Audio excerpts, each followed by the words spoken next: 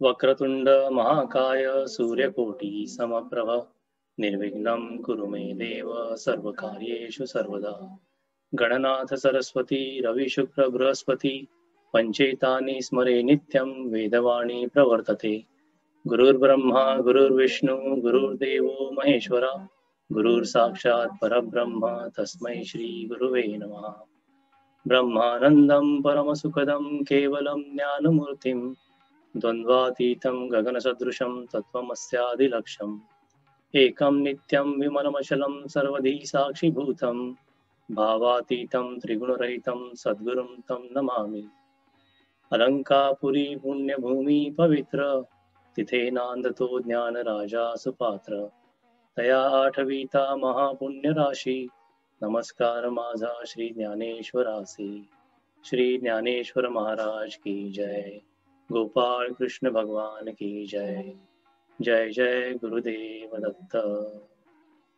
आज काही नवीन विद्यार्थी आणि श्रोते आले, त्यांचं स्वागत असो या ज्ञानेश्वरी अभ्यास वर्गामध्ये। आज आपण पहिल्या अध्यायाची सुरुवात करूया। पहिल्या अध्यायाचं नाव आहे अर्जुन विषाद योग। या अध्यायाचा मूळ विषय काय आहे, म्हणजे आपल्याला सगळ्यांना माहिती आहे की महाभारताचं युद्ध चालू होतं आणि युद्धाला सगळे वीर महावीर तयार असताना, कौरव आणि पांडव एकमेकांसमोर ठाकले असताना अर्जुनाला गोंधळ निर्माण होतो त्या डोक्यामध्ये आणि हे युद्ध का करावं याच्याबद्दल त्याच्या मनात प्रश्न निर्माण होतो। ती जी त्याची स्थिती आहे ती सांगण्यासाठी हा अर्जुन विषाद योग आहे। याच्यामध्ये फक्त अर्जुन बोलतो या अध्यायामध्ये, कृष्णाचा एकही याच्यामध्ये शब्द नाहीये। कृष्ण फक्त ऐकून घेतो, कारण कृष्णालाही काही कळत नाही की अर्जुनासारख्या महावीराला हे काय झालंय, की अशा वेळेला येऊन त्याला युद्ध न करण्याची बुद्धी किंवा दुर्बुद्धी होते हे का, त्याच्यामुळे कृष्ण फक्त ऐकून घेतो। तर हा अर्जुन विषाद योग आहे। तर सुरुवात ज्ञानेश्वरीची होते ओंकार आदिबीजाच्या नमनाने। ओम नमोजी आद्या वेद प्रतिपाद्या जय जय स्वसंवेद्या आत्मरूपा। सर्वात पहिल्यांदी ज्ञानेश्वर माऊलींनी नमन कोणाचं केलंय तर ओंकार आदिबीजाचं नमन केलंय। ओंकार स्वरूप कसं आहे की निर्गुण आहे, निराकार आहे आणि त्याला आदिबीज असं म्हटलंय। तर आदिबीजाचा अर्थ काय होतो, जे काही शास्त्रज्ञ आहेत आतापर्यंत जितकं संशोधन होतं की या सृष्टीची उत्पत्ती कशी झाली, या ब्रह्मांडाची उत्पत्ती कशी झाली, आता जे आपल्याला ब्रह्मांड दिसतंय ते बऱ्याच कोट्यावधी वर्षांपूर्वी त्याचा एक अतिशय छोटा केंद्रबिंदू होता। एक अतिशय छोटा म्हणजे आपण खूप मोठी संख्या म्हणताना म्हणतो की अगणित आहे, तर अगणितच्या विरुद्ध दिशेने आपण जर गेलो की अतिशय छोटी एक सूक्ष्म कण आहे, त्या सूक्ष्म कणामध्ये इतकं तेज भरलेलं आहे की ते तेज जेव्हा म्हणजे बिग बँग थिअरीमध्ये म्हणतात की तेव्हा तो जो बिग बँग झाला तिथून हे ब्रह्मांड ही सृष्टी निर्माण झाली। या ज्या गोष्टी आहेत त्या अशा विचार केला तर आपल्या बुद्धीच्या आवाक्या बाहेरच्या अशा वाटतात की इतकं मोठं ब्रह्मांड एका सूक्ष्म कणामध्ये कसं सामावलं असेल। तर त्याचंच प्रतीक आपल्या अध्यात्मामध्ये ओंकार रूपाचं आदिबीज आहे। आदिबीज म्हणजे बीजाच्याही आधी जे आहे ते आदिबीज, म्हणजे ज्या बीजातून संपूर्ण ब्रह्मांड निर्माण झालं असं। ओम नमोजी आद्या वेद प्रतिपाद्या ओंकार स्वरूपाचं निर्गुण निराकार परब्रह्माचं वेदांनी वर्णन केलं आहे। आणि वर्णन जरी केलं असलं तरी सुद्धा इतका अनाकलनीय तो विषय आहे की त्याचं वर्णन समजण्याला फक्त ओंकार स्वरूपच कळायला पाहिजे। निर्गुण निराकार अपरिमित अगाध ओंकार स्वरूपाचं आदिबीजाचं आत्मस्वरूपाचं ज्ञानेश्वर माऊलींनी जय जयकार केला। मनुष्याच्या बुद्धीच्या पलीकडचं जे ओंकार स्वरूप आहे ते त्याचं काहीतरी प्रतीक पाहिजे। तर आपल्या शास्त्रांमध्ये असं म्हटलंय की गणेशाची मूर्ती हे ओंकाराचं स्वरूप आहे। तर तिथून पुढे माऊली म्हणतात की देवा तुझी गणेशू सकलार्थ मती प्रकाशू म्हणे निवृत्ती दासू अवधारी तुझी। तो गणेश कसा आहे की ह्या ब्रह्मांडाला, या सगळ्या प्राणीमात्रांच्या बुद्धीला प्रकाश देणारा हा गणेश आहे। त्याचं वंदन केलं आहे की हे शब्द ब्रह्म अशेष तेची मूर्ती सुवेश तेथ वर्ण वपू निर्दोष मिरवत असे। म्हणजे वेदांमध्ये जे काही शब्द आहेत, व्यंजन आहेत, अर्थ आहेत, त्या वेदांचाच अर्थ श्री गणेशाची मूर्ती आहे. श्री गणेशाची उजळलेली कांती आहे आणि अतिशय सुरेख दिसणारी अशी ती मूर्ती आहे. त्याच्यामध्ये वेदांचा सगळा अर्थ समावला आहे. अकार चरण युगल, उकार उदर विशाल, मकार महामंडल मस्तकाकारी. म्हणजे आपण म्हणतो की गणपतीच्या दोन्ही पायांच्या इथे अकार आहे, गणपतीच्या उदराच्या इथे उकार आहे आणि मस्तकाच्या इथे मकार आहे. मग उ आणि म या 3 शब्दांपासून ओम चा आविष्कार होतो. तर अशा ओंकार स्वरूपाचं मूर्तिमंत जे प्रतीक आहे ते गणेशाचं रूप आहे. त्याचं त्यांनी वंदन केलं आहे.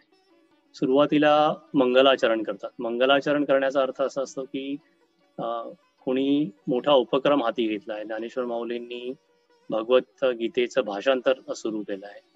तर त्या मोठ्या उपक्रमाला तो उपक्रम निर्विघ्नपणे पार पडायला पाहिजे, त्याच्यासाठी ते मंगलाचरण करतात.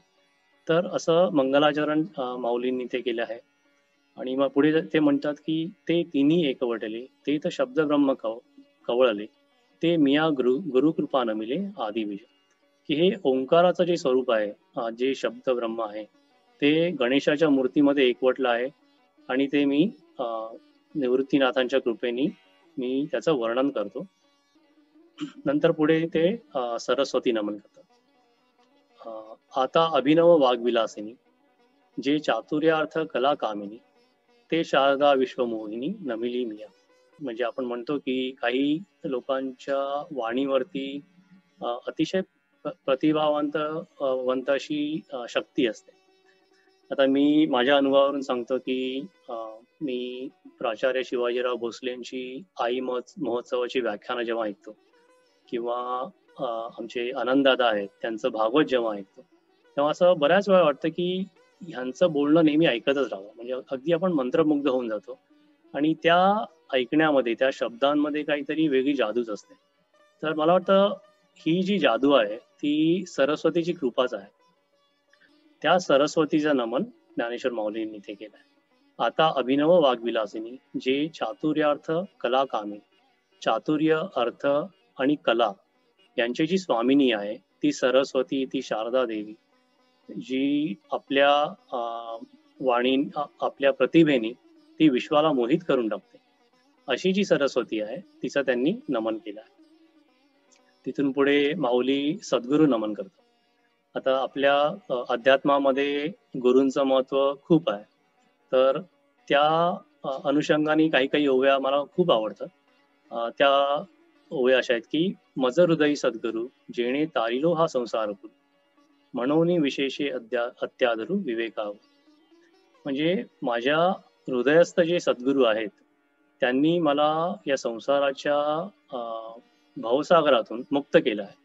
त्याच्यामुळे त्यांचा मला विशेष आदर आहे आणि त्यांच्या विचारांवरही माझा विशेष आदर आहे. म्हणून मी त्या सद्गुरूंना प्रणाम करतो. अशी ती ओवी आहे. आणि मग ते सद्गुरू कृपेचं महत्व कसं आहे किंवा त्याचा माणसाच्या आयुष्यावर कसा परिणाम होतो ह्याच्याबद्दल बरेचसे त्यांनी ओव्या लिहिल्या आहेत. जैसे डोळ्या अंजन भेटे, ते वेळी दृष्टीसी फाटा फुटे, मग वास पाहिजे तेथे प्रकटे महाने. म्हणजे आपण असं म्हणतो की पायाळू मनुष्य जो असतो त्याच्या डोळ्यात अंजन घातलं की मग त्याच्या दृष्टीला असा सुगावा लागतो की जिथे जिथे सुगावा लागेल तिथे भूमिगत द्रव्याचा साठा सापडतो, असं म्हणतात. हे फक्त याचा सांगण्याचा अर्थ असा आहे की गुरूंची एकदा कृपा झाली की सामान्य मनुष्याला सुद्धा अशी ज्ञानदृष्टी येते, सद्विवेक बुद्धी त्या माणसाची वाढते आणि आयुष्यामध्ये कसं वागावं, कशी भक्ती करावी किंवा कसं माणसाने आयुष्य पुढे घालवावं याची जी बुद्धी होते ती गुरुकृपेने होते. पुढे ते म्हणतात का चिंतामणी जालया हाती, सदा विजयवृत्ती मनोरथी, तैसा मी पूर्ण काम निवृत्ती ज्ञानदेव म्हणे. तर अशी जी सद्गुरूंची कृपा आहे, निवृत्तीनाथांची जी माझ्यावर कृपा आहे अशी माऊली म्हणतात, ती अशी आहे की सर्व इच्छा पूर्ण करणारा चिंतामणी जर हातात आला तर नेहमी माणसाच्या ज्या काही इच्छा असतात त्या पूर्ण होतात. जी काही ज्ञानेश्वर माऊलींची इच्छा आहे की इतका मोठा प्रयत्न त्यांनी केला आहे भगवद्गीतेचं मराठीमध्ये भाषांतर करायचं. तर ही जी इच्छा आहे ती सद्गुरूंच्या कृपेने ज्ञानेश्वर माऊलींची पूर्ण होते आहे. म्हणून ते म्हणतात, तैसा मी पूर्ण काम निवृत्ती ज्ञानदेव म्हणे. पुढे ते म्हणतात, म्हणून जाणतेनी गुरु भजिजे तेने कृतकार्य होईजे, जैसे मूळ संचन सहजे शाखा पल्लव संतोष. म्हणून शहाण्या माणसाने, जाणत्या माणसाने गुरुची भक्ती करावी. का की त्यांनी जी काही आपण चांगली कार्य हाती घेतो त्यांनी त्याला बळ मिळतं. ते तेने कृतकार्य होईजे. ते कसं मिळतं? त्यांची कृपा कशी होते? जैसे मूळ संचन सहजे शाखा पल्लव संतोषती. म्हणजे जर झाडाच्या मुळाशी पाणी घालायला एकदा सुरुवात झाली, एकदा गुरु कृपा झाली की त्याच्या फांद्या, झाडाच्या फांद्या आणि पानं सगळी टवटवीत होतात. तशीच मनुष्याला ज्ञानाची प्राप्ती होते. तसं सद्गुरूंचं नमन ज्ञानेश्वर माऊलींनी ते केलं. आणि आपण आपल्या आयुष्यामध्ये पण असं बघू शकतो की कुठल्याही विषयामध्ये असू दे, अध्यात्म असू दे किंवा आपण बाकीचा कुठलाही विषयामध्ये आपण प्रयत्न करत असू, तर तिथे जर कोणी आपल्याला सांगणारा भेटला, कोणी मार्गदर्शन करणारा भेटला, तर त्यांच्या मदतीने, त्यांच्या प्रेरणेने, त्यांच्या प्रोत्साहनामुळे आपले प्रयत्न अजूनही द्विगुणित होतात आणि ते सिद्धीला प्राप्त होतात. कुठेतरी कोणीतरी आपल्याला येऊन मार्गदर्शन करतो आणि जी गोष्ट आपल्याला खूप कठीण वाटत असते ती नंतर अगदी सोपी होऊन जाते, किंवा जी आपण करायला घाबरत असतो ती गोष्ट ती करण्याचा धीर येतो. तर असं जे गुरुमात्म्य आहे त्याचं ज्ञानेश्वर माऊलींनी ते सगळं वर्णन केलं. आता अवधारा कथा गण जे सकळा कौतुका जन्मस्थान की अभिनव उद्यान विवेक तरुचे.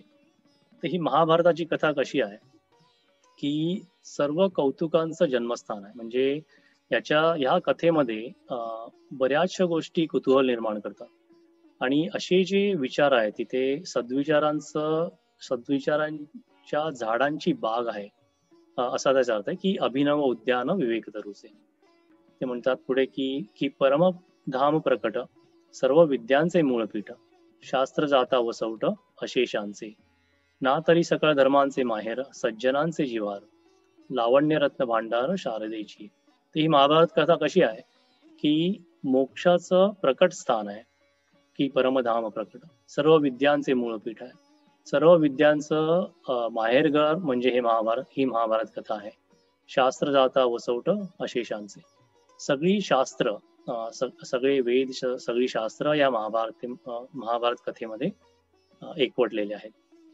आणि अजूनही काही ओव्या ज्या इथे नाही आहेत, तर तिथे त्यांनी असं म्हटलंय की वेदरूपी समुद्राचं मंथन करून महाभारताची कथा निर्माण झाली आणि त्या महाभारताच्या कथेचं जे लोणी आहे ते लोणी ज्ञान आणि विवेक यांच्या अग्नीवरती ठेवून त्याच्यातून जे जे तूप निर्माण झालं आहे ते तूप म्हणजे भगवद्गीता आहे.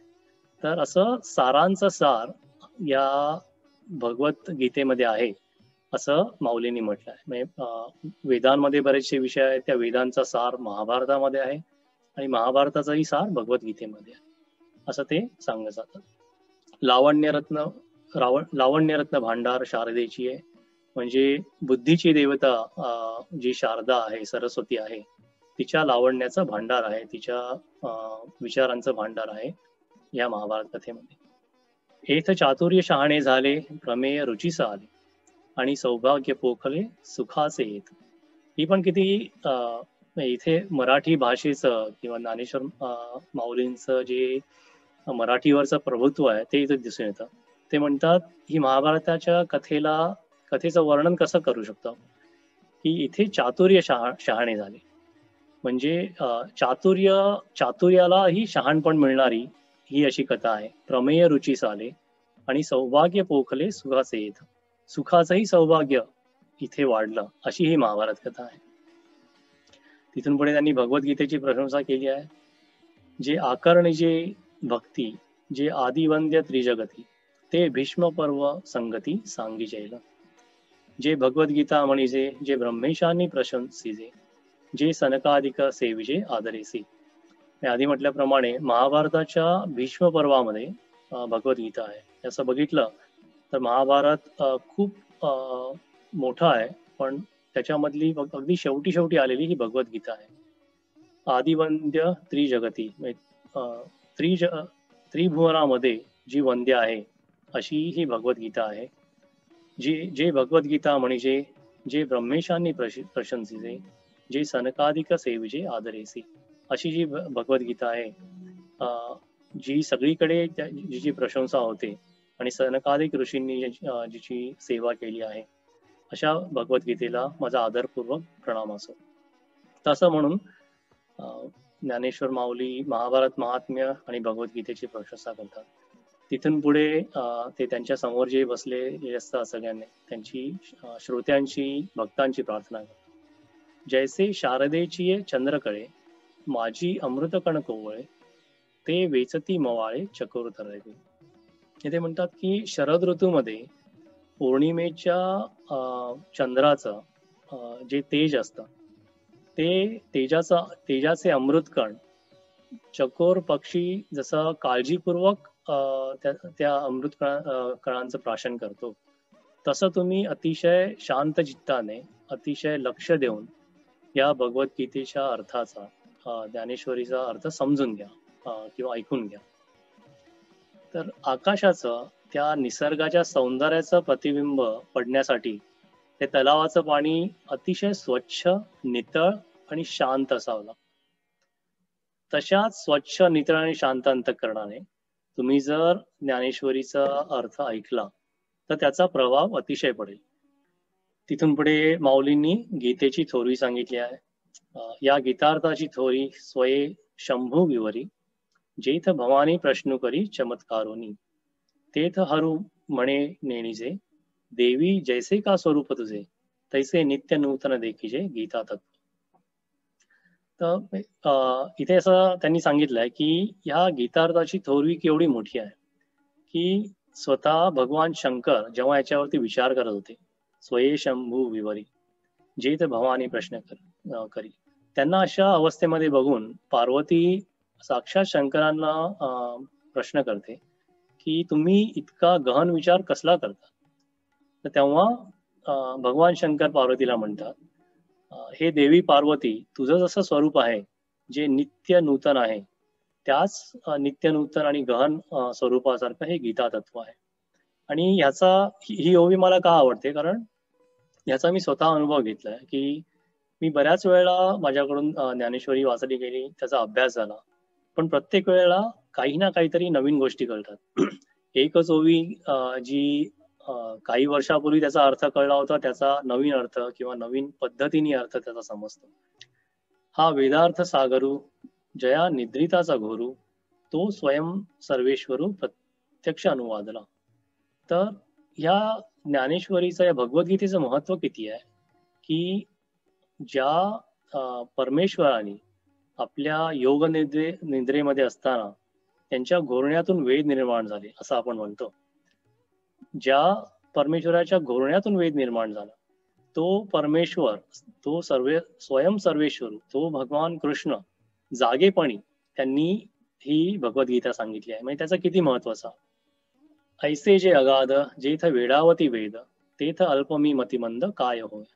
तर असा जो अगाध अर्थ आहे, अशी जी अगाध भगवद्गीता आहे, त्याचा अर्थ एक मी अल्प मनुष्य, अल्प मतिमंद मनुष्य मी काय वर्णन करणार. हे अपार कैसे कवळावे, महातेज कवणे धवळावे, गगनमुठी सुवावे मशके केवी. की भगवद्गीतेचा अर्थ सर्वांना समजेल असं सांगणं हे कार्य किती कठीण आहे. की हे जे महातेज आहे, ह्या महातेजाचं वर्णन तरी कसं करावं. आणि गगन मुठी सुवावे मशके केवी, म्हणजे एखाद्या चिलटाने आपल्या मुठीमध्ये आकाश धरावं, इतकी ती कठीण गोष्ट आहे, इतकी अशक्य गोष्ट आहे. येरवी तरी मी मूर्खू, जरी जाहला अविवेकू, तरी संत कृपा देई बघू सोजवळू असे. लोहाचे कनक होय हे सामर्थ्य परिसीच आहे, की मृतही जीवितला आहे अमृत सिद्धी. इथे काय म्हणतात ते की इतकं कठीण गहन जे ज्ञान आहे ते आता मी सांगण्याला सुरुवात करणार आहे. तर हे सांगण्याची एखाद्या सामान्य मनुष्याची तरी काही कुवत नाहीये. की संतांची जी कृपा आहे, माझ्या सद्गुरूंची जी कृपा आहे, त्या कृपेच्या सहाय्यानेच, त्यांच्या आशीर्वादानेच मी इतकं कठीण काम पार पाडू शकेन. त्याचं उदाहरण देतात की लोहाचे कणक होय हे सामर्थ्य परिसीचं आहे, की मृतही जीवितला आहे अमृत सिद्धी.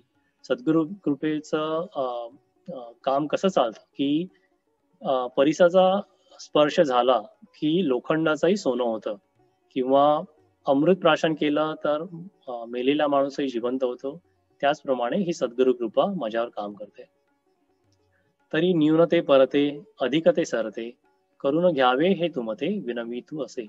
ही श्रोत्यांना परत माऊली प्रार्थना करतात की ह्या कथेमध्ये माझ्याकडून जर काही कमी पडलं तर ते पूर्ण करून घ्या. जे काही अधिक सांगितलं गेलं, जे चुकीचं सांगितलं गेलं त्याचं ते तुम्ही बाजूला काढून टाका. अधिकते सरते करून घ्यावे तुमते विनवितो असे. आणि हे तुम्ही तुमच्या बुद्धीप्रमाणे हे समजून घ्या अशी मी तुम्हाला विनंती करतो. आता देई जो अवधान तुम्ही बोलविल्या मी बोलेन, जैसे चैष्य सूत्राधीन दारू यंत्र, तैसा मी अनुग्रहितू साधूंचा निरोपितू, ते आपला अलंकारितू भलतया परी. आता देईचं अवधान म्हणजे आता माऊली इथून पुढे भगवद्गीतेच्या भाषांतराला सुरुवात करतायत. तर ते म्हणतात की हे श्रोते जन हो, तुम्ही आता शांत चित्ताने मी जे बोलीन त्याच्याकडे लक्ष द्या. आणि तुमच्या ह्या कृपेमुळेच, तुमच्या ह्या लक्ष एकाग्र चित्तामुळेच माझी अशी अवस्था होणार आहे की तुम्ही जे बोलवाल तेच माझ्याकडून बोलवलं जाईल.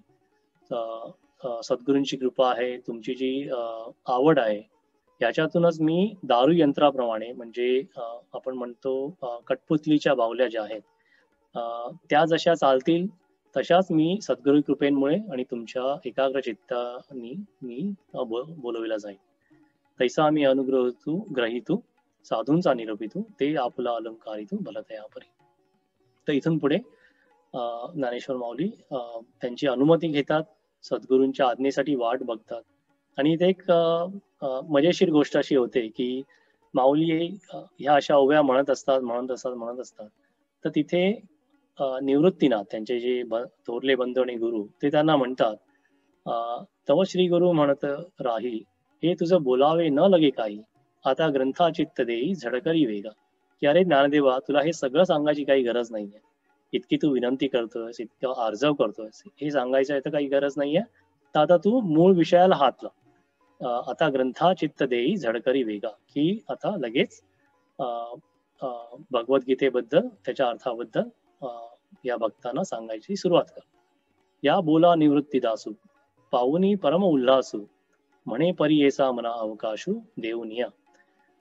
असं वाटलंय की माऊली याचीच वाट बघत असतात की जोपर्यंत गुरूंची आज्ञा होत नाही तोपर्यंत ते हे मंगलाचरण, महाभारत महात्म्य, गीता महात्म्य, सद्गुरु महात्म्य हे सांगत असतात. पण त्याच्या मागे त्यांचा उद्देश असा आहे की जोपर्यंत मला निवृत्तीनाथांची आज्ञा होत नाही तोपर्यंत मी हे चालू करणार नाही.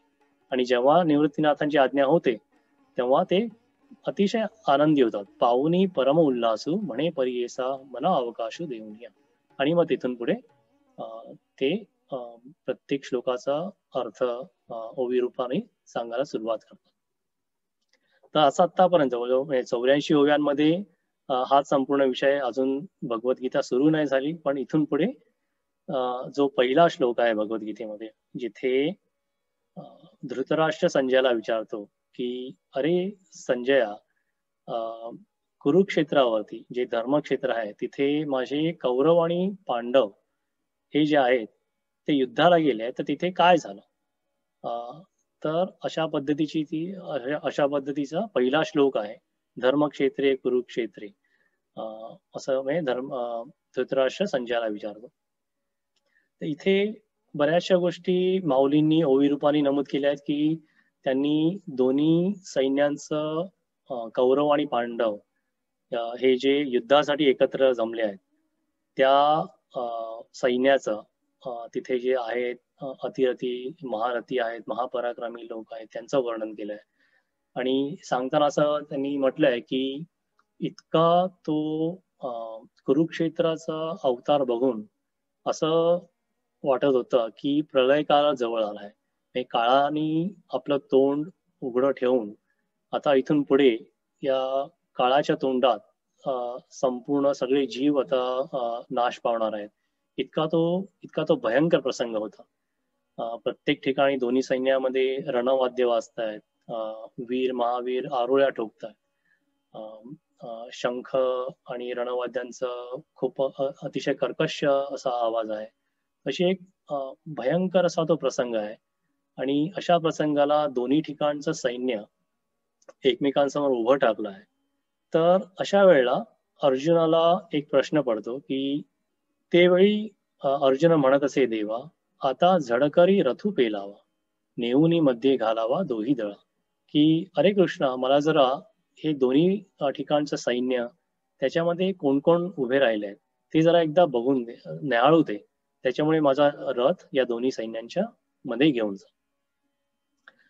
आता तिथे जेव्हा कृष्ण जो अर्जुनाचा सारथी आहे, तो हा रथ जेव्हा दोन्ही सैन्यांच्या मध्ये घेऊन जातो, तेव्हा मात्र अर्जुनाची एक वेगळी स्थिती होते. ते तव तेथ पार्थू सकळ, पितृपितामह केवळ, गुरुबंधू मातुळ देखता झाला. जया उपकार होते केले, का आपदी जे राखिले, हे असो वडील धाकुले आदी करून. ऐसे गोत्रची दोही दळी, उदित झाले असे कळी, हे अर्जुने तिये वेळी अवलोकिले. अर्जुन तिथे बघतो की इथे भीष्म पितामह जे दोन्ही कौरव आणि पांडवांचे अगदी गुरुस्थानी आहेत, अगदी ज्येष्ठ कौरव आहेत, असे भीष्म पितामह माझ्या विरुद्ध उभे राहिले. द्रोणाचार्य जे सर्वांचे गुरु आहेत ते उभे राहिले. कौरवांच्या सेनेमध्ये अतिशय अतिरथी महारथी असे उभे राहिले. हे सगळे माझे गुरु बंधू मामा काका असे सगळे नातेवाईकच आहे. त्याच्यामुळे अर्जुन गोंधळून जातो. म्हणतो यापैकी कित्येक लोकांवरती मी उपकार केले होते, ज्यांना त्यांच्या संकटामध्ये मी वाचवलं होतं, आणि हे असे लहान मोठे, हे असो वडील धाकुले आदी करून, अशी लोक युद्धामध्ये माझ्या विरुद्ध उभे राहिले. का उभे राहिलेत हेच मला कळेना. ऐसे गोत्रची दोही दळी, उदित झाले असे कळी, हे अर्जुन ती वेळी अवलोकिले. आणि अर्जुन पांडवांच्या सैन्याकडे पण बघतो की ह्या सैन्यामध्ये पण अशीच सगळे लोक आहेत जे मात्र माझे नातेवाईक आहेत, ज्यांनी मला घडवलं आहे, असे जे गुरु बंधू हे सगळे उभे राहिले आहेत. त्याच्यामुळे अर्जुनाचं हे सगळं बघून अतिशय गोंधळ होतो. हे संग्रामी अति उदयत, जहाले असती खीर समस्त, पण आपण पेय औचित केवी होया. अशा युद्धाला तयार झालेले जे माझे गोत्रज आहेत, त्यांच्या विरुद्ध युद्ध करणं हे कृष्णा मला काही बरोबर वाटत नाही. येणे नावेची नेणू काही, मज आपण पे सर्वथा नाही, मन बुद्धी ठाई स्थिर नव्हे. की यांना बघून मला असं एक युद्ध करण्याचं काय कारण आहे हेच मला कळत नाही. त्याच्यामुळे माझे मन आणि बुद्धी ही स्थिर नाहीये. जेणे संग्रामू हरिजिंतीला, निवात कवचाचा ठाव फेडिला, तो अर्जुन मोहे कवळीला क्षणा माझी. आता अर्जुनाबद्दल आपल्याला माहिती आहे की अर्जुन अतिशय महापराक्रमी धनुर्धर आहे. अर्जुनाने साक्षात शंकराला युद्धामध्ये हरवलाय. अर्जुनाने असंही नाहीये की कौरवांसमोर त्याचं हे पहिलं युद्ध आहे. महाभारतातल्या विराट पर्वामध्ये आपल्याला माहिती आहे की अर्जुन भीष्म पितामह, कौरव, दुर्योधन यांच्या सर्व सैन्यांना अर्जुनाने हरवलेलं आहे. ही काय त्याची पहिलीच वेळ नाहीये. पण असा जो अर्जुन आहे, ज्यांनी निवात कवच राक्षसांचाही नायनाट केला आहे, ज्यांनी साक्षात शंकराला युद्धामध्ये हरवला आहे, अशा अर्जुनाला मोह निर्माण झाला, गोंधळ निर्माण झाला एका क्षणामध्ये. तो कसा निर्माण झाला? जैसा भ्रमर भेदी कोंडी, भलतैसे काष्ट कोरडे, परी कळिके माझी सापडे कोवळीये. की अतिशय कठीण लाकूड कुरतडणारा जो भुंगा असतो, तो एकदा कमळामध्ये अडकला की त्याला त्या कमळातून बाहेर पडता येत नाही, अशी त्याची नाजूक अवस्था होऊन जाते. तर तशीच काहीशी अवस्था अर्जुनाची झाली. ही आदी पुरुषाची माया ब्रह्मे याही नयेची आया, म्हणून भलविला ऐके राया संजय म्हणे. की हा जो मोह आहे, ही जी करुणा अर्जुनाच्या मनात निर्माण झाली आहे, ती आदी पुरुषाचीच माया आहे. आणि ही आदी पुरुषाची माया ब्रह्मालाही आवरत नाही. अशी जी माया आहे, अशी जी असा जो मोह आहे, तो अर्जुनाला निर्माण झाला आहे, असं संजय धृतराष्ट्राला सांगतो. अवधारी मग तो अर्जुन देखोनी सकळ स्वजनू, विसरला अभिमानू संग्रामीचा. असा जो अर्जुन आहे, की अशा लोकांना बघून त्याचं जे संपूर्ण धैर्य होतं, त्याला जी क्षात्र वृत्ती होती, ती त्याला सोडून जाते. आणि परत तो कृष्णाला सांगण्याचा प्रयत्न करतो, की आम्ही अशा वडीलधाऱ्या माणसांविरुद्ध युद्ध का करावं. म्हणतो, तरी आम्ही का जन्मावे कवणा लागी जियावे, जे वडिला या चिंतावे विरुद्ध मने. आम्ही जे जे जोडावे ते समस्तीही भोगावे, हे जीवितही करावे काजी यांच्या. जे वडील आहे, जे ज्येष्ठ आहे, जे आदरणीय आपल्या आयुष्यात व्यक्ती आहेत, त्यांचं मन मोडून आपल्या जीवनाला काय अर्थ आहे. की इथे असं सांगितलं की वडीलधाऱ्या माणसांचा आदर प्रत्येकाने करायला पाहिजे. ही जी भारतीय संस्कृतीची जी जे मूळ आहे, ते या ओव्यांमध्ये सांगितलं. त्याच्यामुळे ह्या ओव्या मला खूप आवडतात. आणि तो म्हणतो की आम्ही जे जे जोडावे ते समस्तीही भोगावे, हे जीवितही उपकारावे काजी यांच्या. म्हणजे अशा ज्येष्ठ वडीलधाऱ्यांच्या विरुद्ध युद्ध करणं तर सोडूनच दे कृष्ण. माझं तर असं मत आहे की आम्ही जे आयुष्यामध्ये कमवावं, आम्ही जे जे जोडावे, ते जे कमवलं आहे ते या ज्येष्ठांनी याचा आयुष्यभर त्याचा उपभोग घ्यावा. ते समस्तीही भोगावे, ते समस्तीही भोगावे, हे जीवितही उपकारावे काजी यांच्या. म्हणजे अशा वस्तूच नाही, अशा ज्या वस्तू आम्ही ज्या मिळवतो त्यांचा उपभोग तर घ्यावाच, पण आम्ही अशा ज्येष्ठांवर आमचा जीव सुद्धा उपकारून टाकू शकतो, इतका त्या अर्जुनाला आदर आहे. जरी वधू करुणी गोत्रजांचा, तरी वसवटा होऊन दोषांचा, मज जोडलासी तू हातीचा दूरी होसी. म्हणून पुढे अर्जुनाला अजून अशी भीती वाटते की अरे कृष्णा, मी जर या वडीलधाऱ्यांचा वध केला, मी जी तुझी भक्ती करून तुला मिळवलं आहे, मज जोडलासी तू हातीचा दूरी जासी, तर तूही सुद्धा मला दूर जाशील, इतकं माझ्या हातून महापातक होणार आहे. तयापारी तू देवा, मज झको न येसी भावा. जरी पुण्याचा ओलावा नाशी झील, की माझं जे आतापर्यंत जे पुण्य आहे ते त्याचा संपूर्ण नाश होईल. म्हणून मी हे न करी, ये संग्रामी शस्त्र न धरी, हे किडाळ भोवती परी दिसत असे. तुझसी अंतराय होईल, मग सांगे आमचे काय उरेल, तेने दुःखे हे फुटेल तुझं बिने कृष्ण. की ह्या युद्धामध्ये मी शस्त्र अजिबात धरणार नाही कृष्ण. ह्या अतिशय महापापाचा मी अधिकारी होणार नाही. आणि महापापाचा अधिकारी तर होणारच नाही, पण हे जर माझ्या हातून घडलं तर तू आमच्यापासून दूर जाशील, तर ह्या दुःखाने माझं हृदय फाटेल, तेने दुःखे होईल हे फुटेल तुझं विणे कृष्ण.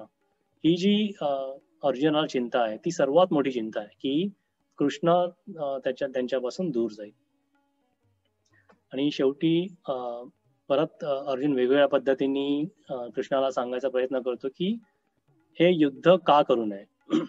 हा जी मार्गी चालता पुढा सिंह जाहला अवचिता, तो तव चुकविता लाभो आथी. की आपण असं म्हणतो कृष्ण की आपण वनातून जात असताना जर समोर सिंह आला, अचानक सिंह आला, तर आपण दुसऱ्या बाजूने जाणंच योग्य आहे. का समोर अग्नी देखोनी, जरी न वेची ओसंडुनी, तरी क्षणा एका कळोनी जाळू सके.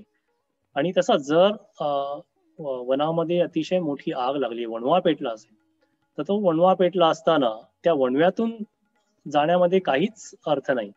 तो वणवा चुकवूनच आपण दुसरीकडून जायला पाहिजे. जर नाही तसं केलं तर आपण त्या वणव्यामध्ये जळून खाक होऊन जाऊ.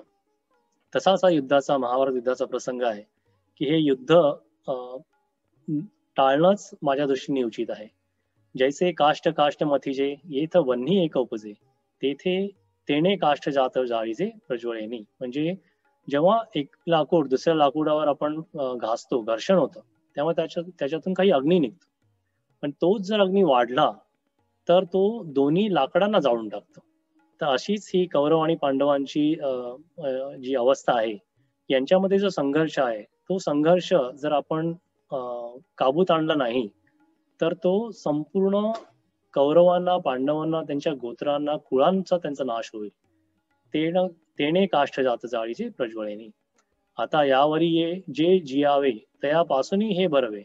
जे शस्त्र सांडूनी सहावे बाण त्याचे. तो म्हणतो हे असं करण्यापेक्षा मी यांच्या हातून मरण्याला सुद्धा तयार आहे. मी मरणाला अजिबात घाबरत नाही कृष्णा, पण हे अतिशय महापातक माझ्या हातून होऊ नये. माझ्या कडून मी तुमचा दुरावा कधी सहन करू शकणार नाही. इतकी त्या अर्जुनाला अशी त्याची अवस्था होते. त्याचं मन व्याकुळ होतं.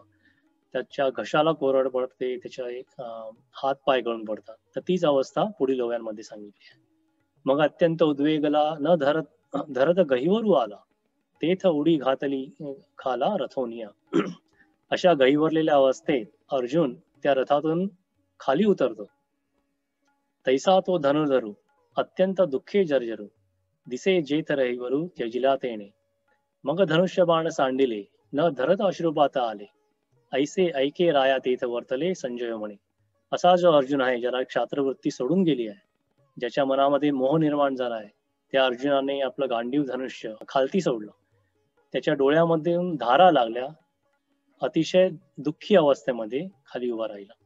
आता यावरी तो वैकुंठ नाथू देखून सखेद पार्थू. कवणेवरी परमार्थू निरुपेला. ते सविस्तर पुढारी कथा अति सकौतुक एकदा. ज्ञानदेव म्हणे आता निवृत्तीदासू. तर अशी जी अर्जुनाची अवस्था झाली आहे, त्या अवस्थेमधून आता इथून पुढे कृष्ण त्यांना काय सांगेल, कशा पद्धतीचा उपदेश करेल, ही जी कथा आहे ती आता पुढल्या अध्यायांमध्ये सांगणार आहे, असे माऊली म्हणतात. त्या पहिल्या अध्यायाच्या शेवटच्या ओव्या आहेत.